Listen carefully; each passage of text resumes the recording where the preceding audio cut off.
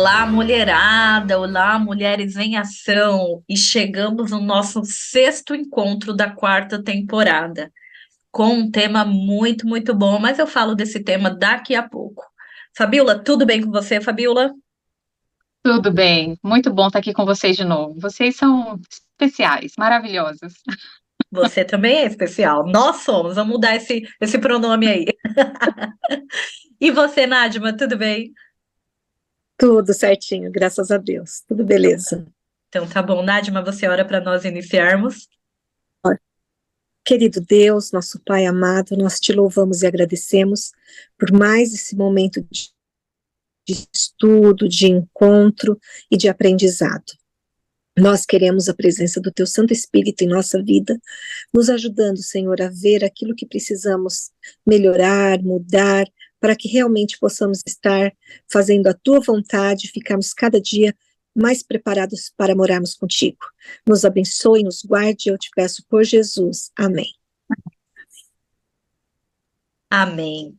O tema do nosso bate-papo de hoje é o mistério do Evangelho. Nadima, o mistério, será que alguma coisa aqui nos traz medo? É disso que a gente vai falar hoje, Nadima? Normalmente a gente pensa assim, aquele segredo, um mistério que não se conta, né? Só que é tão interessante quando a gente vê Paulo, ele fala assim: peraí, eu tenho que contar esse mistério para vocês. Então não é para ter medo, não, gente, é coisa boa, é Então tá bom. muito legal o que ele fala. E é tão legal que se eu posso resumir o nosso bate-papo com uma palavra só, eu vou resumir com oração. Tá certo isso, Nadima? Tá, Tá, tá, veio o som?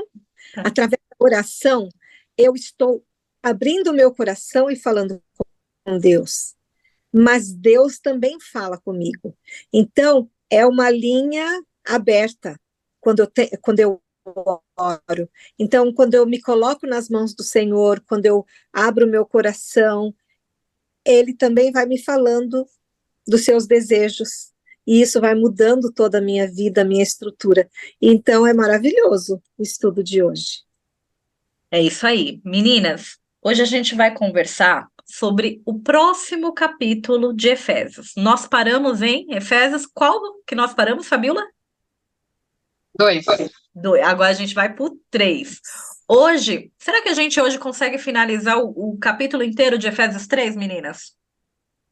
Consegue, Fabiola? Então vamos lá, vamos lá. Nadima, olha, você fez algo tão legal semana passada que eu vou pedir para você fazer de novo, não foi, Fabiola? Ela fez um resumão, uma introdução sobre o assunto da semana passada. Você pode fazer esse mesmo resumo sobre Efésios 3, que é o que a gente vai falar hoje? Então, Efésios 3, ele está falando sobre o amor. Mas a vivência de Paulo nesse período era uma vivência complicada, porque até hoje, se você sabe de alguém que está preso, está lá numa cadeia, em geral a gente fala assim, está sofrendo, né? Está sofrendo pela ausência dos queridos, por não poder sair. E Paulo, nesse momento, quando ele está escrevendo essa epístola, essa carta, para ser lida lá numa igreja que era uma comunidade que se reuniu nos lares, e ele escrevia e falava: leiam aí, presta atenção. Ele estava mostrando quem ele era. E eu achei incrível, porque quando eu abro a minha vida, porque olhar aqui é uma coisa, né? Minha fachadinha aqui, esse um palmo. Agora, quando ele abre lá dentro, ele fala assim: sabe por que eu estou aqui preso? Porque normalmente os presos naquela época, eles ficavam largados, porque os julgamentos não eram demorados como são hoje, né? Os julgamentos eram muito rápidos, então, ou eles iam para pena de morte, vamos dizer, ou eram soltos. Então, esse período de cadeia, vamos dizer, era um período curto. Só que Paulo já estava nesse período prolongado. E daí Paulo falou assim: ó, oh, não fica pensando, né? Eu não estou aqui à toa. Eu estou aqui porque tem um objetivo e um propósito. Eu estou aqui por amor a você que é gentil. Eu estou aqui porque eu estou mostrando uma verdade para você. E é incrível isso. Como ele mostra isso, não querendo dizer assim, ai, presta atenção, cheio de mimimi, eu estou aqui sofrendo por vocês. Ele fala, não, esse é um mistério que eu vou contar para vocês. É maravilhoso o que está acontecendo comigo. Estou presinho aqui, sim, sabe? Tem gente que tem que aqui trazer meu marmitex, sabe? Uma comidinha para mim, tem que me dar apoio, mas eu não estou reclamando. Ô, Nadma, A deixa eu te vida que cortar eu um estou pouquinho. levando, pode Deixa eu falar. te, deixa eu te cortar. Eu anotei aqui, ó. Você trouxe a ideia de quem tá preso, tá em um sofrimento, tá sentindo falta. Mas tem um outro lado também que eu queria aproveitar para você falar isso. Tem um lado de quem tá preso, a gente já fala assim: tá preso? Alguma coisa aprontou. Santinho não fica preso, não. E aí, Nadma? Pois é, ele não precisava provar para ninguém que ele tinha feito coisa errada.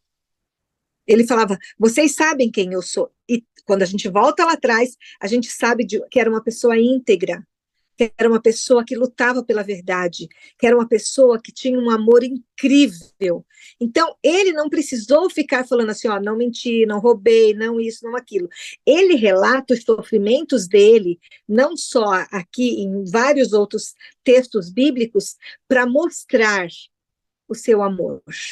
E tanto que ele fala assim, vivo não mais eu, mas Cristo vive em mim.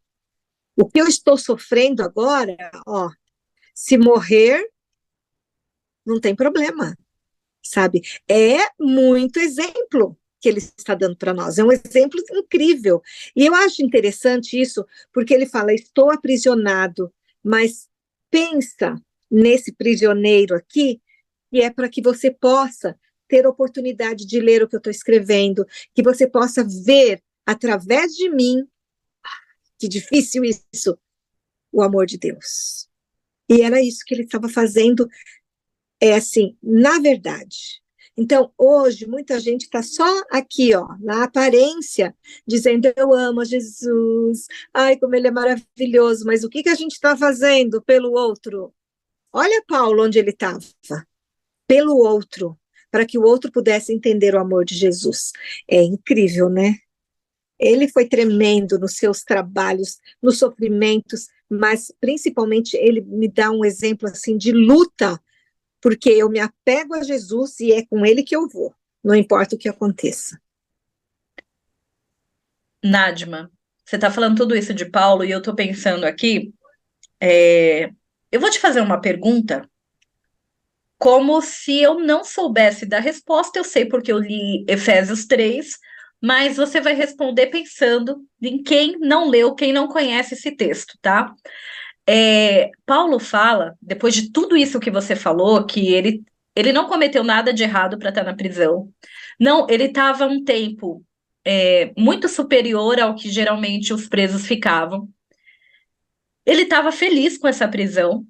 Mas Paulo ainda, em Efésios 3, fala que Paulo ele tinha uma consciência que ele recebeu algo de Deus, que ele era um privilegiado e que ele até usa uma expressão que é dispensação da graça, algo recebido sobre isso. O que seria isso que Paulo recebeu?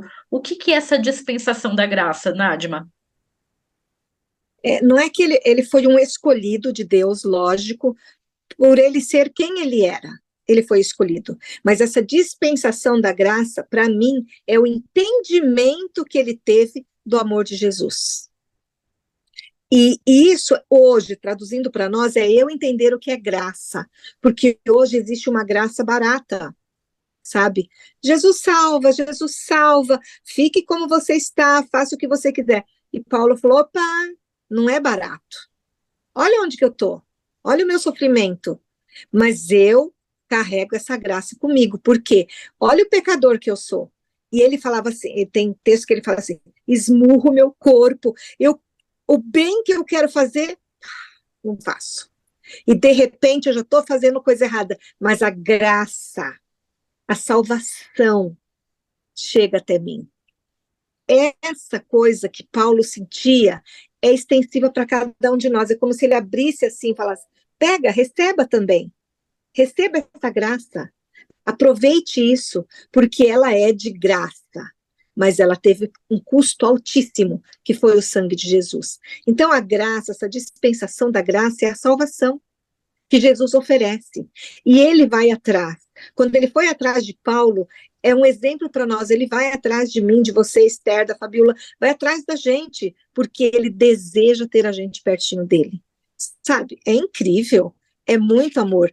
E eu gosto desse apóstolo, né, que está sendo retratado aqui, porque ele fala assim, mesmo que esteja num calabouço, condições péssimas, de higiene, pensa na tragédia que era, tudo muito ruim, mas ele estava lá com o coração assim, ó, tá batendo forte, porque eu ainda tenho mais alguém, eu vou escrever mais cartas para que mais pessoas possam conhecer Jesus. Então, o mistério dessa dispensação da graça é esse. Entenda que Jesus morreu por você. Se só tivesse você, era por você que ele morreria. Ô, Nádima, e você falou aí do mistério, enfim, o que que era o mistério que você já tinha falado que era coisa boa, que Paulo recebeu. Mas Paulo, ele foi o único a receber? Não. Então, ó, até vou ler um pedacinho que fala assim, ó, o mistério é que os gentios, não só os judeus, lembra da nosso conteúdo passado? Então, o mistério é que os gentios são co-herdeiros. Você é advogada, você sabe o que é ser herdeiro e co-herdeiro, né? Então, ele coloca em pé de igualdade. Os gentios também são co-herdeiros, membros do mesmo corpo e coparticipantes da promessa de Cristo. Então, esse é o mistério que ele quis revelar para todo mundo. Estamos sobre a graça de Cristo e todos, a partir de agora, são co-herdeiros. Sabe, naquela divisão da herança, você vai ter a sua parte. E a sua parte é o seu bilhete de ida para o céu. É isso. Ô, Nádima, só mais uma perguntinha, que eu já passo para a Fabiola, mas só mais uma perguntinha. Essa temática que a gente está nesta semana tem muita conexão com a que a gente teve a semana passada, muita, muita. E eu, vou abrir um parênteses aqui, eu oriento você que não assistiu a semana passada, volte para assistir, porque vai fazer muito mais sentido o bate-papo dessa semana. E aí, Nádima, depois de tudo isso que você falou, Paulo, ele foi detentor desse mistério, não só ele, mas um povo também foi detentor desse mistério, e nós somos, né, detentores desse mistério. Mas pensando nisso, Paulo, ele era tão feliz, ele era tão grato, porque essa graça que você falou, que ele reconheceu, que ele entendeu, através dela ele via uma continuidade entre a igreja e Israel. Aí vocês podem perguntar, Esther, mas por que você está falando isso? Veja a semana passada que você vai entender melhor. Mas, Nádima, pincela isso para a gente, até mesmo para quem não sabe do que eu estou falando, porque não assistiu a semana passada. Pincela isso para a gente, por favor. Então, na semana passada, a gente viu que tinha dois povos, gentios e judeus, eles brigavam entre si, eles se odiavam, e quando Jesus abre os braços lá na cruz e derrama o seu sangue, ele abraça esses dois povos para tornar um povo. E Jesus veio para formar uma igreja com este povo. Então, não era gentio, nem judeu, nem grego, nem nada. Todos os que desejarem poderão entrar nessa graça, estar sobre essa graça, sobre essa proteção e aceitar. Paulo era apaixonado por isso, porque ele conviveu num mundo de rivalidades, de confusão, e agora ele vê que poderia ter paz, que poderia ter harmonia, mas que cada um ia fazer parte do corpo de Cristo. Eu estou mostrando a mão aqui para dizer que tem um dedinho que é menor, mas ele faz parte. Então, não importa quem a gente seja, com as nossas diferenças, mas todos nós temos uma missão. E esse é o foco. Se eu for espremer hoje aqui, vai falar assim, olha, qual é a sua parte? Quando você aceita Jesus, ele já vem, esse é o seu presente, é a sua parte. Você precisa cumprir com esse papel desempenhado nesse corpo que é a igreja. Muito bom, sem deixar nenhuma dúvida, Nadma. Fabiola, te deixei quietinha aí por todo esse tempo, porque a Nadma estava dando um banho de aula na gente, mas eu quero conversar com você. De forma assim muito pontual, vou te fazer umas perguntinhas. Paulo, ele era um cara inteligente? Demais. Ele era Ele, estudado? demais. Ele foi aluno, Esther, só de um cara chamado Gamaliel. Ele era um rabino. Imagina se o top das galáxias hoje, sei, Harvard, Massachusetts, esses nomes até difíceis de pronunciar. Pensa que Paulo ele estudou e estava no nível dessa galera. Ele tinha muita capacidade. Opa, nem combinamos, mas você falou uma expressão, ele tinha muita capacidade. Fabiola, por diversas vezes, Paulo ele se apresentava como menor de todos os santos, menor dos apóstolos, como o pior e principal dos pecadores. Eu vou falar algo polêmico aqui. Meninas, vocês não vão brigar comigo? A Nádia, eu acho que vai querer me bater. Mas eu acho que Paulo, tô com medo de falar, que Paulo ele fazia isso assim, Uma falsa modéstia? uma falsa modéstia, sem acreditar muito no que ele falava. Porque Paulo era tudo isso e você vai me corrigir ou você vai chancelar o que eu tô falando. Só que, olha só, ele falava que ele era o pior de todos, só que ao mesmo tempo ele reivindicava que ele era apóstolo. Então, assim, não há uma contradição, um antagonismo nessa situação de Paulo, ou eu estou equivocada? Na Eu vou verdade, complicar Esther, quando mais, nós analisamos Fabi. superficialmente, a gente começa a chegar nessa conclusão. É uma falsa modéstia. É muito contraditório, mas quando nós vamos investigando um pouquinho mais, um pouco aqui, um pouco ali, com um pouco mais de calma, nós vamos entendendo que Paulo, ele, ele, ele vivia o seu propósito. E a gente vai chegar nesse ponto. Olha que interessante. Na conversa passada eu falei sobre um arqueólogo chamado Rodrigo Silva, e eu estava dando uma olhada. Eu indico que você também siga o canal Evidências aqui nessa plataforma que nós estamos, no YouTube, onde ele vai passeando pela cidade de Éfeso. E ele faz o seguinte comentário lá. Ele disse que Paulo, ele utilizava essa nomenclatura. Olha, eu fui aluno de Gamaliel.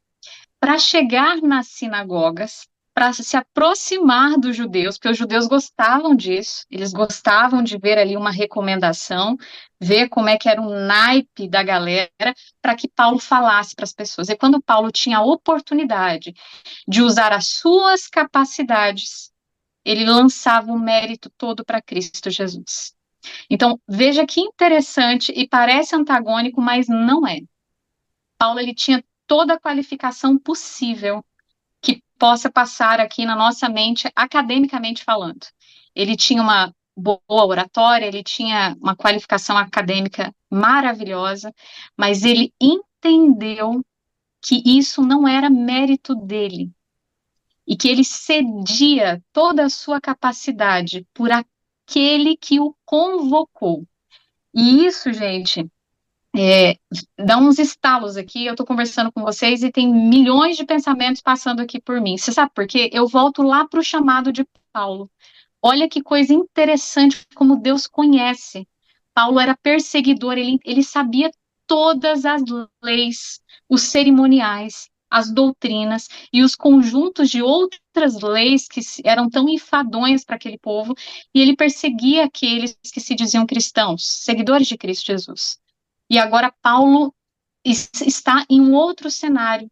Ele começa a olhar para aquele povo que ele perseguia de uma maneira totalmente diferente, porque ele foi convocado. Quando eu leio capítulo 3, verso 1, onde Paulo diz isso, por esta causa, Paulo, eu sou prisioneiro de Cristo Jesus por vocês.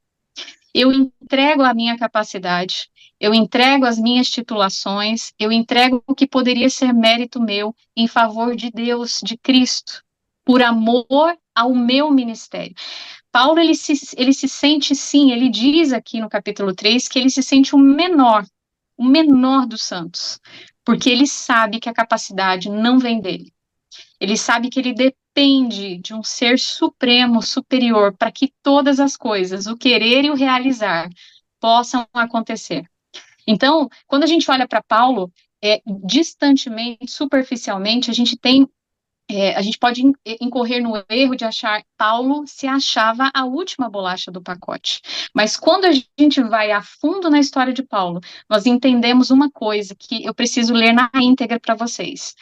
Existe uma escritora norte-americana que nós não adoramos, apenas entendemos ela com um chamado incrível, uma escritora chamada Ellen White, no livro Caminho a Cristo, página 64. Percebam, quanto mais próximo você chega de Jesus, mais falho você perceberá aos seus próprios olhos, pois a sua visão será mais clara e as suas imperfeições serão vistas em contraste com o amplo e distinto amor e a natureza perfeita de Cristo Jesus.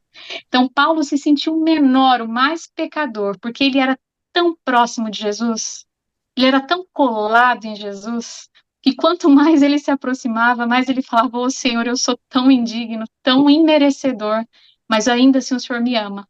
E eu quero viver o meu ministério, eu reivindico. Se o Senhor me chamou, eu posso ser preso, eu posso ser decapitado, mas até o fim da minha vida, eu vou dizer isso ainda um dia, porque ele escreve isso. Eu venci, eu combati o bom combate, eu venci. E a morte para mim é lucro, o viver é Cristo." Então, quando eu olho para Paulo, eu até me emociono, porque eu olho para mim e falo: meu Deus, eu não tenho nada a que me vangloriar. Os meus dons, talentos, tempo, tudo isso é para Ele, né? Nós estamos aqui fazendo isso para Ele. Então, quando eu olho para Paulo dizendo eu sou o menor, é porque ele entendeu quão dependente ele precisa ser de Deus. E essa é uma convocação para mim, para nós, para cada um de nós. E, ao mesmo tempo, ele reclama para si esse ministério, porque ele entendeu que esse ministério não foi a Fabíola que chamou Paulo para ser, foi o próprio Deus, aquele que ele conhecia muito proximamente, né? E assim, Esther, é lindo ver como Paulo ele vai crescendo nesse ministério e mesmo com seus flagelos, ele cita isso no capítulo 3, verso 13, diz assim: olha, portanto eu peço a vocês, não se desfaleçam, não se entristeçam com as minhas tribulações, porque isso é para a glória de Deus, por vocês. Então, gente, Paulo estava num outro nível já de proximidade com o Senhor. Os títulos, as suas capacidades já não eram tão importantes, porque ele já tinha entregado isso. Deus deu e ele está entregando para o Senhor em formato de ministério. E isso é impactante. Fabiola, eu tinha deixado reservado aqui para eu ler essa página do livro Caminho a Cristo, deixei aqui em destaque, porque o livro Caminho a Cristo é um dos meus livros preferidos, se não o preferido. E é claro que quando eu falei, eu joguei a bola aí para você fazendo essa introdução, que Paulo se achava, tinha uma falsa modéstia, foi uma provocação não real, mas foi para trazer isso à tona. E é lindo pensar. Eu gosto demais da história de Paulo, eu gosto demais, e eu comparo muito a história de Paulo com a do jovem rico, porque os dois, eu sempre falo aqui, sempre que eu tenho oportunidade eu falo isso, os dois, socialmente, eles eram irretocáveis, impecáveis, mas a diferença dos dois, qual é? Qual é a grande diferença dos dois? É que Paulo, ele se aproximou tanto de Cristo, que aí ele viu toda a imperfeição nele. E, infelizmente, o jovem rico não se permitiu a isso. Então, é fantástico e às vezes, assim, a gente pode se achar, pode não, a gente se acha com alguma coisa, com algum dom, com alguma questão, e quando eu penso nisso sobre mim, igual você falou sobre você, eu falo: Senhor, me aproxima mais de ti, porque para eu entender cada vez mais que nada, sabe? Não tem conhecimento, não tem sabedoria, não tem nada, nada, nada que seja da gente mesmo. Nadma, eu vi que teve um momento que você tentou falar algo, só que travou o seu som e você não conseguiu. Você quer compartilhar agora? Eu quero compartilhar porque tem um texto que ele fala assim: sejam meus imitadores, vírgula, como eu sou de Cristo, sabe? É incrível isso. Ele não tinha vergonha nem medo de dizer, ó, eu sigo Jesus. E quanto mais perto de Jesus eu estiver, mais você vai estar também, porque você vai ser meu imitador. Hoje, quem falaria isso? Precisa da graça, precisa aceitar essa graça de Jesus para poder entender e falar assim, não, pode vir porque eu estou indo no caminho, porque eu estou seguindo Jesus. E isso realmente esplêndido, né? Quando a gente vê esse comportamento dele refletido. E daí ele pode dizer, vivo não mais eu, mas Cristo vive em mim. Não importa o que me aconteça, né? E é interessante como Paulo, ele valida, então, as questões da importância da igreja naquele momento que eles estavam vivendo. Porque nós estamos falando dessa questão de comunidade, né? Então, ele fala assim, sejam, imitem-me, mas vamos juntos. Nós temos que estar juntos, um apoiando o outro, um ajudando o outro, um não sendo melhor que o outro, porque realmente Deus tem um plano, e o plano foi o chamado dele para falar de Jesus para as pessoas. E o plano de Deus é o mesmo, gente. Ele chega para mim, chega para a Esther, para todos nós, fala assim, ó, tá na hora, pode ser meu imitador, né? Vamos imitar Jesus Cristo e vamos falar dele para as pessoas. Nadma, só comentando, nossa, fantástica a tua contribuição. E Deus utiliza essa multiforme sabedoria dele, essa variedade de maneiras para alcançar a cada um de nós. E isso também é relatado, essa multiforme, essas facetas, esses diferentes prismas que Deus utiliza para alcançar alguém que está lá em outro hemisfério, né? Da maneira com que aquela pessoa vai ter aquele encontro pessoal, individual com o Senhor.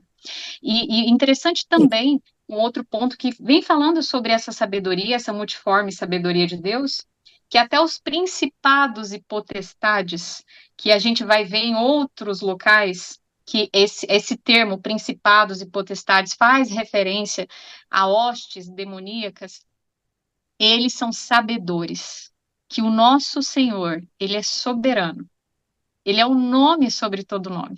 E eles podem estar por aí. A gente, graças a Deus, eu já tive a oportunidade de visualizar, pedir para que Deus nunca mais deixasse que eu visualizasse, mas existe uma guerra espiritual muito grande, né? Entre anjos e demônios guerreando, não só aqui na minha mente, mas externamente.